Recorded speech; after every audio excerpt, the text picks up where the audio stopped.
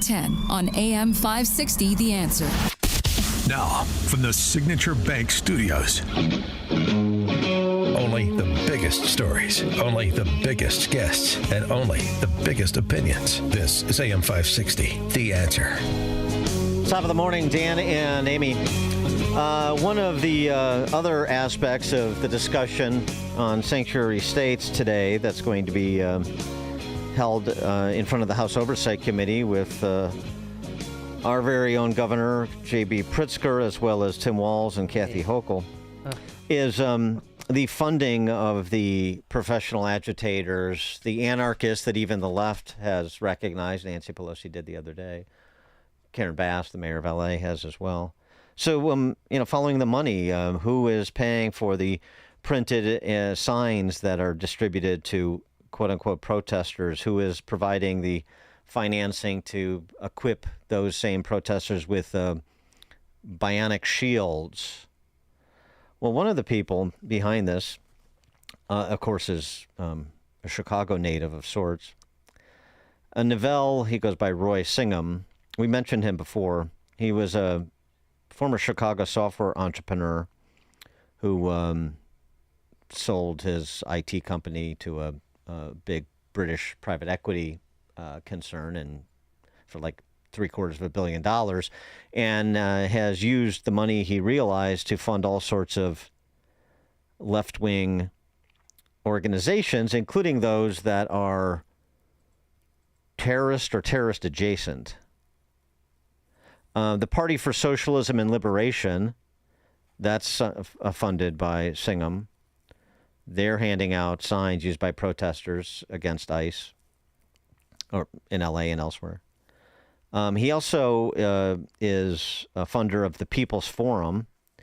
You may remember the People's Forum from last year. The People's Forum sponsored a pro-Hamas forum that Rashida Tlaib spoke at, which included known terrorists and terrorist organizations like Wissam Rafidi, a member of the Popular Front for the Liberation of Palestine, which is a Marxist terrorist group that was founded in '67.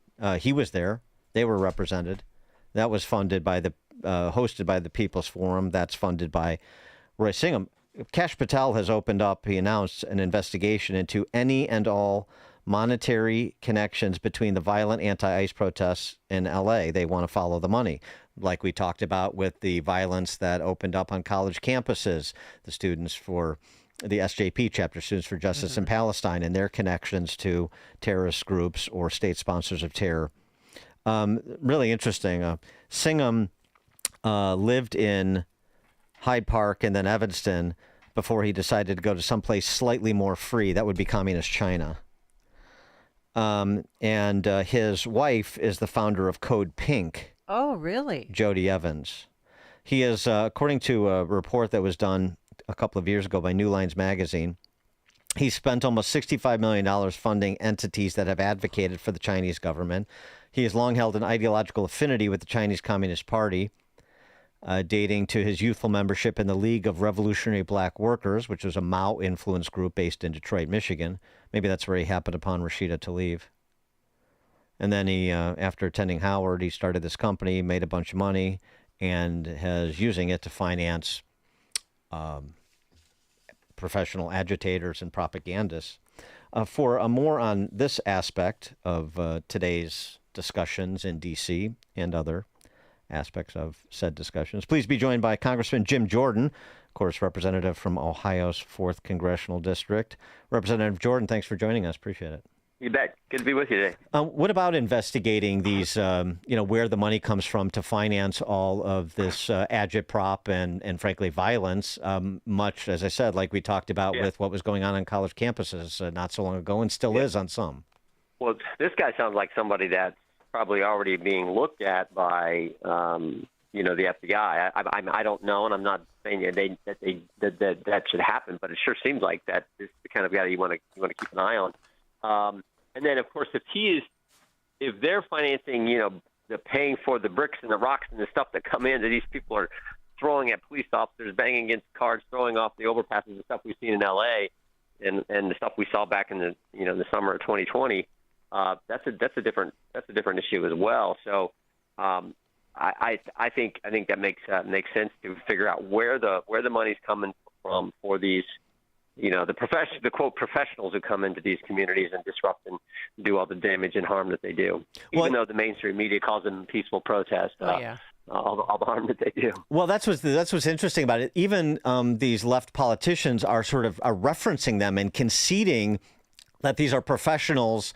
That they're sort of using it as the excuse. Well, it's not there's this organic group and then there's this professional group, and the professional group comes in after the organic group springs up and with moral indignation to oppose.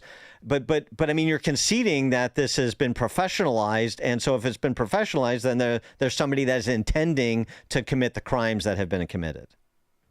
Yeah, and that's all. And if it's criminal, of course, there needs to be people who are prosecuted for engaging in that activity.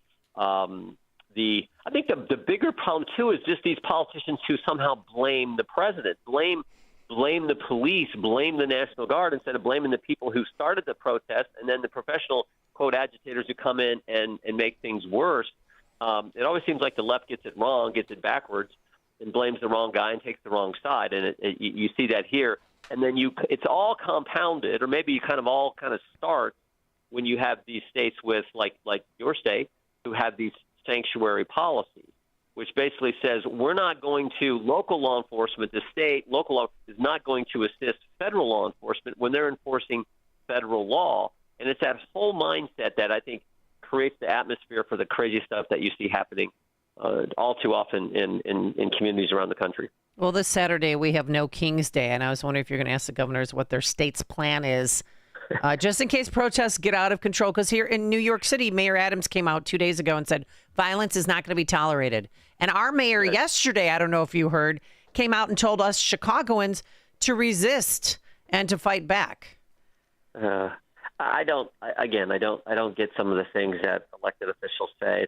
I always go back to the line that Governor Sarah Huckabee Sanders gave in her response to Joe Biden's State of the Union. I think it was 3 years ago, and she did a great job. But her best line was when she said, "The divide in America today is normal versus crazy."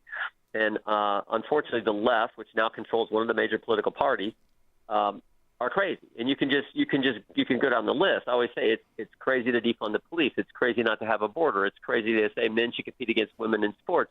It's crazy to criticize the police who are trying to stop the rioters who are doing violence and not criticize the people who are actually doing the violence. It's crazy to say when buildings are on fires, cars are on fires, it's a mostly peaceful protest. And you can just continue down the list of all the crazy policies that the left has, whether it's Democrat mayors in big cities or these Democrat governors and their policies as well. And I think the good news is the American people saw through it all, particularly last November 5th, and they said we're going to put a different party in the White House. We're going to put President Trump in the White House, and we're going to make sure Republicans are in control of Congress because we want some common sense and normal versus the crazy that we see from the left. Well, the other thing that seems pretty clear, too, is that the mealy-mouthed response you get from these big city and big blue state politicians is signaling to these agitators and even some people that are just maladjusted and are not professional agitators that look, we're on your side. We're not with the cops.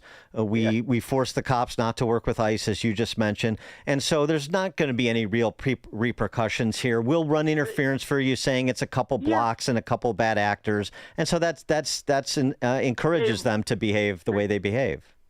No, great point. They raised money. The person that they ran for president was out there in the summer of 2020 raising money to bail the bad guys out of jail who were firebombing buildings and attacking law enforcement. I mean, of course, this is – I always say not all Democrats are crazy, but the left that controls their party is. And many of the politicians take those crazy positions. It makes absolutely no sense. The vast majority of the country is against it. That's just because the vast majority of Americans have common sense. But, their nominee, Kamala Harris, was the one out saying we're going to raise money to bail out the rioters in the summer of 2020. So, they're always making excuses for the people causing the harm. On the sort of the reforms of the system that need to be made in order to effectively and efficiently remove public safety threats and other people here illegally, Real Clear Investigations, James Varney did an interesting piece. He estimates that the current state of case backlog within the immigration courts, 3.6 million people. And he goes through, the different processes and the different ways the system is gamed, which you know very well. But I'm just wondering, where you think the Trump administration is on dealing with that backlog. There's been a lot of talk of we need more immigration judges, but is that really what we need, or do we need to reform how immigration courts work with, consistent with the Constitution? Well, it's all of that. I mean, but step one into dealing with the backlog is not adding to the backlog, and President Trump has done that. I mean, what he's done, his administration, in securing the border and stopping the influx. We had like 10 million people coming in 4 years, and that's in essence been stopped. The big beautiful bill, the reconciliation package, our committee, the Judiciary Committee, put together resources to make sure that stays that way. Resources for more ICE agents, resources for more detention space, detention beds, resources for flights to take people back. All the resources needed to make sure the border stays secure. But you're right, there do have to be changes to asylum law, more immigration judges. That was part of our package. All that needs to happen. But step one was probably the most important step. Don't make the problem worse.